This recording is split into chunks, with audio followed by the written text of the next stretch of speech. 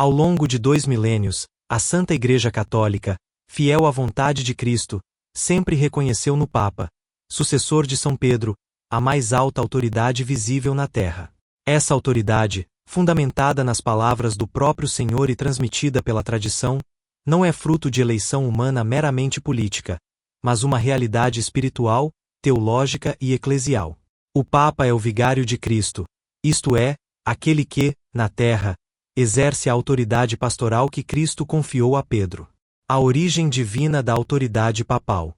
A autoridade do Papa tem origem no próprio Cristo, que disse a Simão: Tu és Pedro, e sobre esta pedra edificarei a minha igreja, e as portas do inferno não prevalecerão contra ela. Eu te darei as chaves do reino dos céus.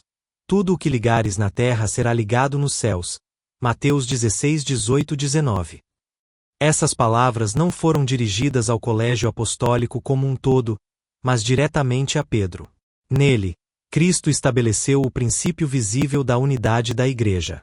A metáfora da pedra, das chaves e do poder de ligar e desligar expressa, segundo os padres da Igreja, uma jurisdição real, perpétua e universal.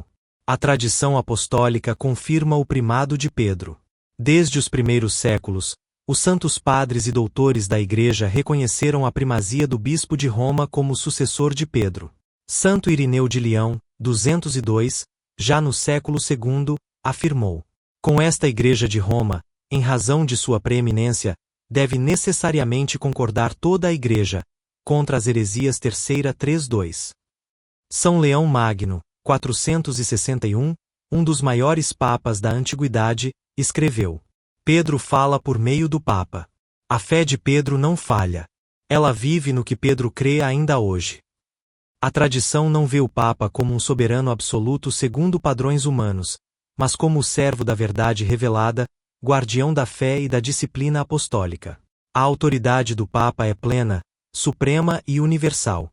O Concílio Vaticano I, 1870, em sua Constituição Dogmática Pastora Aeternus, reafirmou solenemente o que a tradição sempre ensinou.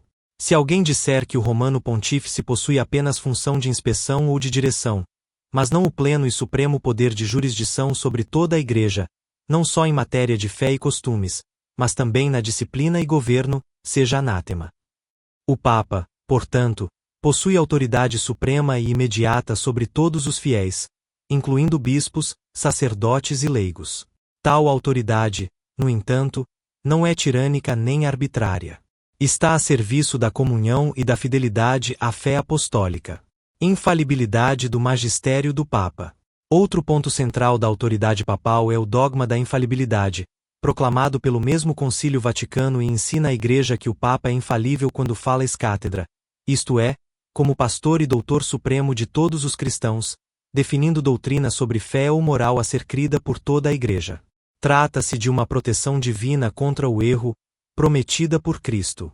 Eu roguei por ti, Pedro, para que tua fé não desfaleça. E tu, uma vez convertido, confirma teus irmãos. Lucas 22:32. A infalibilidade não significa impecabilidade pessoal nem que toda palavra do Papa seja infalível, mas que, em certos atos solenes e definidos, o Espírito Santo o assiste de forma especial. A obediência devida ao Papa. Na tradição, a obediência ao Papa é vista como obediência a Cristo. São Catarina de Sena, doutora da Igreja, dizia: ainda que o Papa fosse um demônio encarnado, devemos nos submeter a ele, não por sua pessoa, mas por respeito à autoridade que Deus colocou nele. Essa obediência, porém, não é cega. É uma adesão iluminada pela fé, sustentada pela confiança de que o Papa não pode conduzir a Igreja ao erro em matéria de fé e moral. Mesmo nas dificuldades e crises, a fidelidade à cátedra de Pedro é sinal da verdadeira fé católica. Conclusão. A autoridade do Papa é dom de Deus à sua Igreja. Sustentada pela tradição, confirmada pelos concílios e protegida pela assistência do Espírito Santo, essa autoridade garante a unidade, a fidelidade e a continuidade da fé apostólica. O Papa é servo dos servos de Deus, pedra visível de unidade, e sinal da presença de Cristo que continua a guiar sua Igreja através dos séculos.